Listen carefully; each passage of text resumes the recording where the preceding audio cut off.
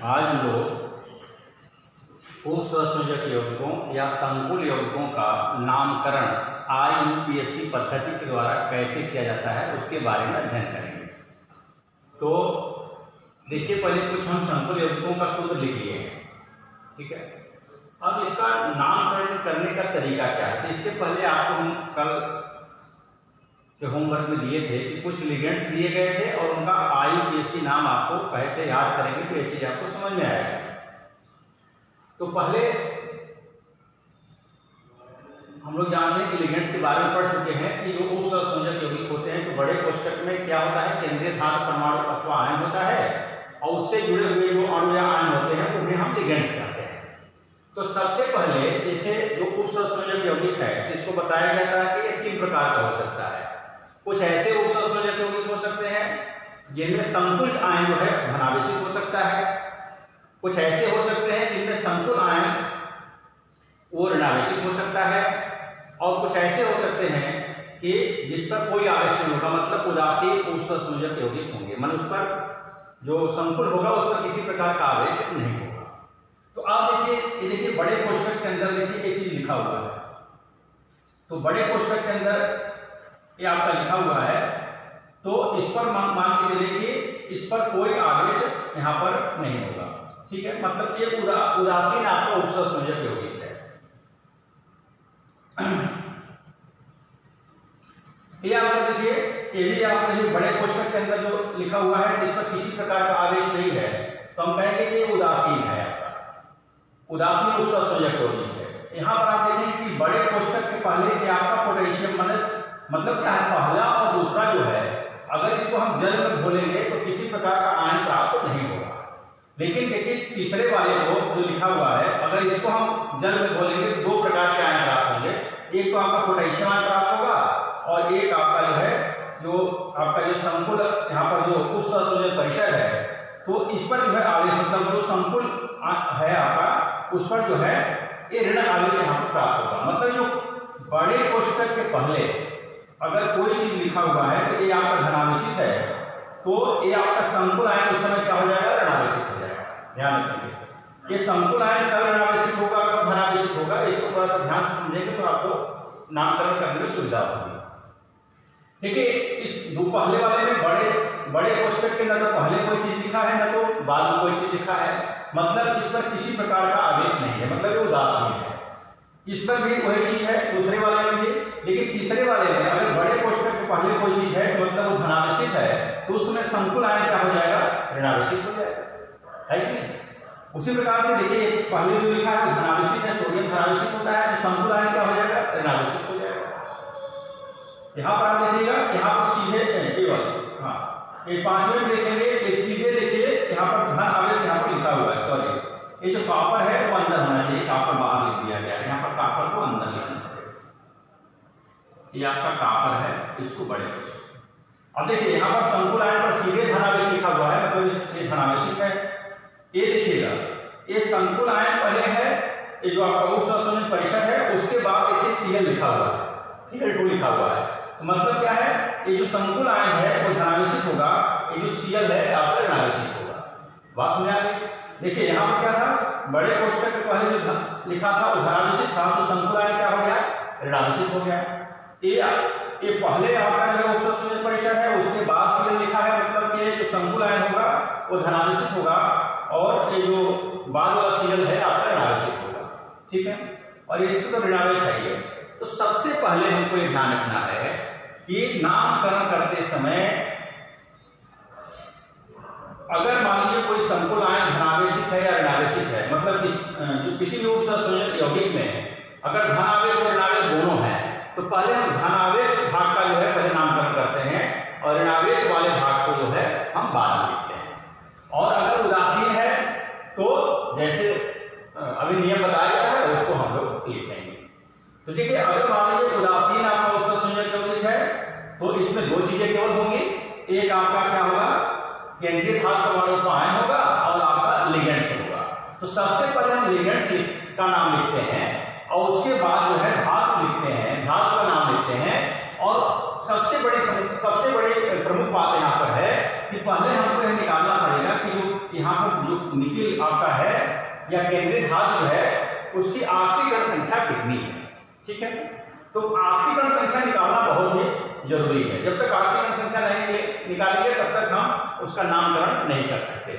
अब देखिए जैसे इसका ऑक्सीकरण संख्या निकालना हो तो इसके आधार पर देखिए कार्बन मोनोऑक्साइड है, कार्बन मोनोऑक्साइड उदासीन अणु होता है, तो किसी भी अणु की ऑक्सीकरण संख्या 0 होता है। इसके सापेक्ष अगर निकिल का निकालेंगे तो निकिल का 0 आएगा। देखिए x + 0 = 0, तो मतलब निकिल की ऑक्सीकरण संख्या यहाँ पर 0 होगा। अब इसका नामकरण करते समय देखिएगा क्या करेंगे। देखिए ये संख्या 4 है तो इसको बोलते हैं टेट्रा, टेट्रा। और CO का बताया गया था कि CO अगर आपका लिगेंड्स है तो उसका नामकरण क्या होगा, कार्बोनिल, टेट्रा कार्बोनिल।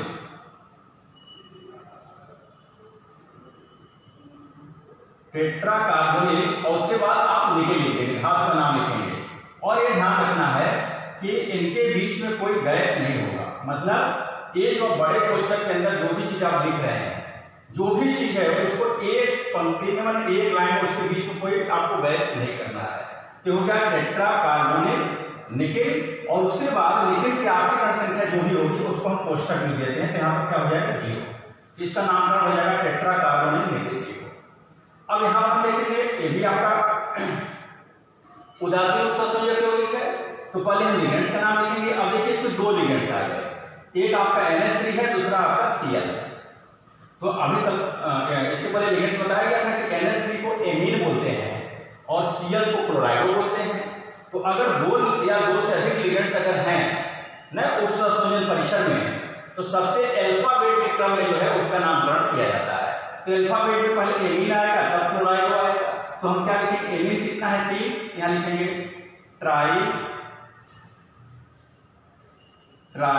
एमीन, ये ट्राई एमीन हो गया। फिर ट्राई क्लोराइडो, ट्राई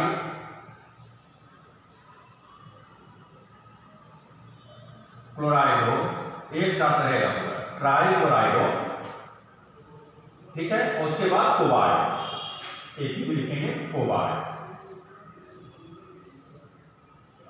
अब यहां पर कोबाल्ट की ऑक्सीकरण संख्या, अब देखिए कोबाल्ट का अगर हम X मान लें, देखिए कोबाल्ट का X मान लें, अमोनिया अणु है उसका 0 हो जाएगा और Cl का -1 होता है। तो यहां पर क्या हो जाएगा, एक Cl का -1 है, 3 लिखना 3 ऋण 3, तो x + 0 ऋण 3 = 0, और ऋण 3 का प्रतिपक्षांतर करेंगे तो x का मान आपका 3 आ जाएगा। यहाँ पर आप क्या लिखेंगे, थर्ड, रोमन अंक लिखना है थर्ड यहाँ पर। क्यों, क्योंकि कोबाल्ट की ऑक्सीकरण संख्या +3 आएगा, इसलिए यहाँ पर जब भी धातु का नाम आएगा तुरंत उसके बाद ऑक्सीकरण संख्या लिखा जाता है। फिर यहाँ देखिए अभी बताया गया कि ये उपसंयोजन परिसर है, उसके पहले ये चीज है, ये आपका क्या होगा, ये आपका धनावेशित भाग होगा। कभी कहा गया कि धनावेशित भाग को पहले लिखेंगे, तो एक पोटेशियम क्या होगा, धनावेशित होगा, और संकुल आयन क्या होगा, ऋणावेशित होगा। तो पहले धनावेशित का नाम लिखेंगे, फिर तब ऋणावेशित भाग का नाम लिखेंगे। तो अब यहाँ पर ध्यान रखिए, जैसे यहाँ पर बड़े कोष्ठक पहले जो संख्या है K4 हो चाहे K2 हो, तो इसमें टेट्रा या डाई नहीं लगाएंगे, खाली हम उस तत्व का नाम लिख देंगे। जैसे आपके पास K को पोटेशियम बोलते हैं, पोटेशियम, टेट्रा पोटेशियम नहीं बोलेंगे, तो खाली क्या लिखेंगे यहाँ पर पोटेशियम। ये क्या हो गया, धनावेशित भाग, ध्यान रखेंगे। और संकुल आयन क्या है, ऋणावेशित भाग। तो धनावेशित भाग और ऋणावेशित भाग के नाम के बीच में थोड़ा सा गैप रहना चाहिए। तो पोटेशियम हो गया, फिर हम ऋणावेशित भाग का नाम लिखेंगे। Cn को साइनाइडो कहा जाता है, और 6 जो रह जाता है हेक्सा कहा जाता है। तो क्या हो जाएगा, हेक्सा साइनाइडो, यहां लिखेंगे हेक्सा साइनाइडो। ठीक है, और उसको ध्यान रखेंगे, अगर संकुल आयन ऋणावेशित है, कभी कहा गया कि धनावेशित भाग है तो संकुल आयन क्या होगा, ऋणावेशित भाग होगा। तो ऋणावेशित भाग संकुल आयन ऋणावेशित है तो धातु के नाम में 8 जोड़ा जाता है, 8। तो 8 जैसे इसको या आयरन को फेरम कहा जाता है, तो इसका नाम हो जाएगा फेरेट। अगर मान लीजिए धनावेशित भाग होता तो हम इसको खाली आयरन लिखते, लेकिन इसमें 8 जोड़ना है तो आयरनेट नहीं लिखा जाता, इसको लिखेंगे फेरेट। तो आयरन को जो Fe लिखा है इसको लिखेंगे फेरेट। क्यों, क्योंकि संकुल आयन आपका ऋणावेशित भाग है, फेरेट। और उसके बाद जो आयरन की ऑक्सीकरण संख्या यहाँ पर आएगा, तो आयरन की ऑक्सीकरण संख्या कितना है ये करेंगे Cn पर 1 माइनस होता है तो 6 या 6 ऋण 6 और पोटेशियम पर +1 होता है तो 4 या धन 4 +4 और ऋण 6 ऋण 2 और ऋण 2 का उधर पक्षांतर कर देंगे तो +2 हो जाएगा। मतलब इसका 2 आएगा तो यहाँ पर क्या लिख देंगे सेकेंड। कि इसका नाम हो जाएगा पोटेशियम हेक्सासाइनाइडोफेरेट सेकेंड। ऐसा पढ़ेंगे। फिर देखिए इसमें जैसे ये वाला है वैसे यहाँ भी है, यहाँ सोडियम है तो यहाँ पर सोडियम लिख देंगे। सोडियम हो गया, धनावेशित भाग हो गया और यहाँ पर ऋणावेशित भाग, यहाँ 6 था तो हेक्सा बोलते हैं, यहाँ 4 है तो टेट्रा बोलेंगे। और दोनों के बीच में धनावेशित भाग और ऋणावेशित भाग के बीच में जो है थोड़ा सा गैप रखेंगे तो टेट्रा साइनाइडो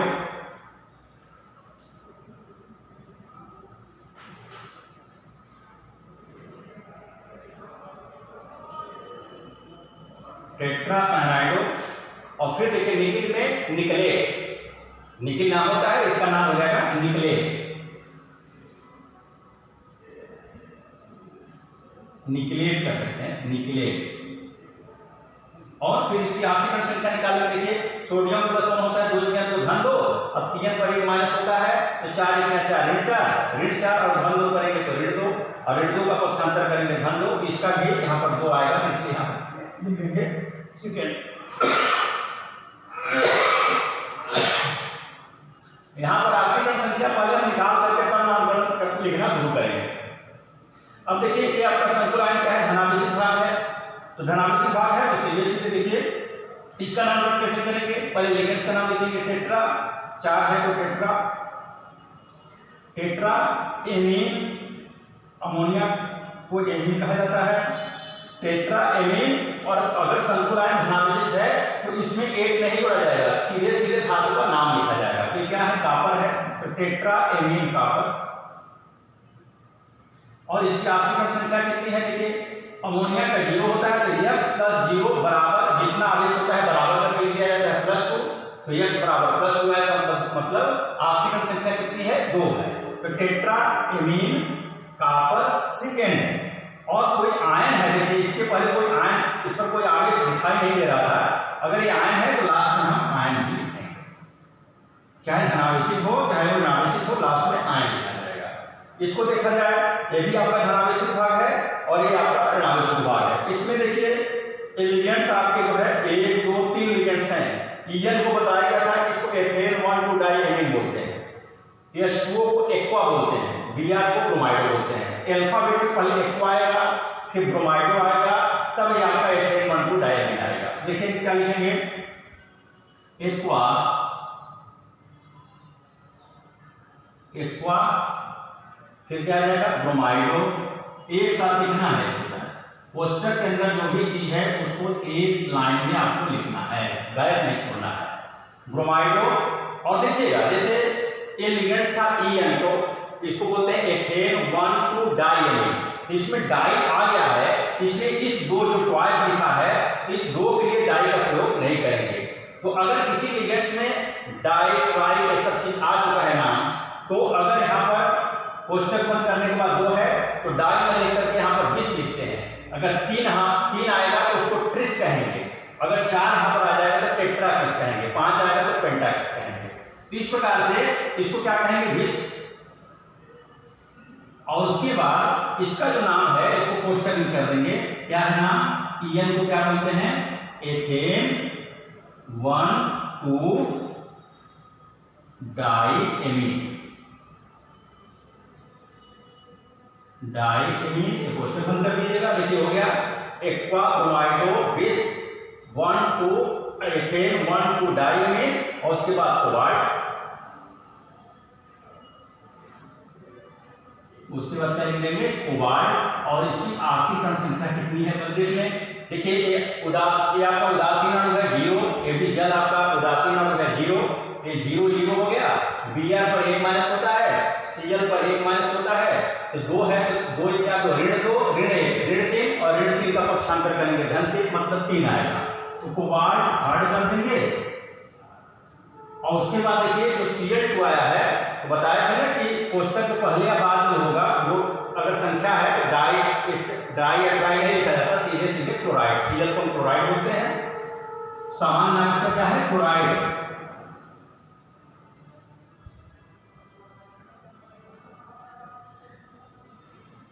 देखिए क्लोराइड लिखेंगे।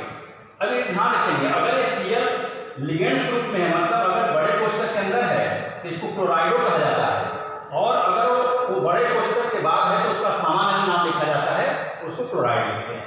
इसी प्रकार से इसको लिखेंगे।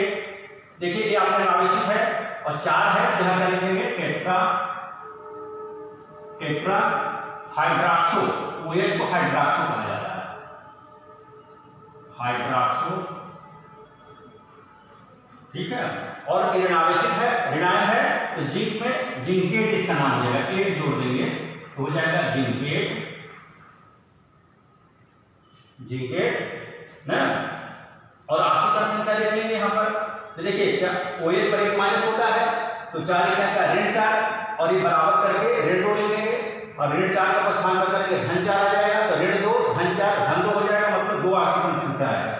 तो जिंकेट सेकेंड लिखने के बाद और फिर आयन है तो लास्ट में हम आयन, ठीक है। तो इस प्रकार से हम उप सहसंयोजक यौगिकों का नामकरण करते हैं। इसको हम लोग लिख लेंगे, और इसके बाद बहुत से उदाहरण आपकी किताब में दिया गया है, हम लोग अभ्यास करेंगे। धन्यवाद।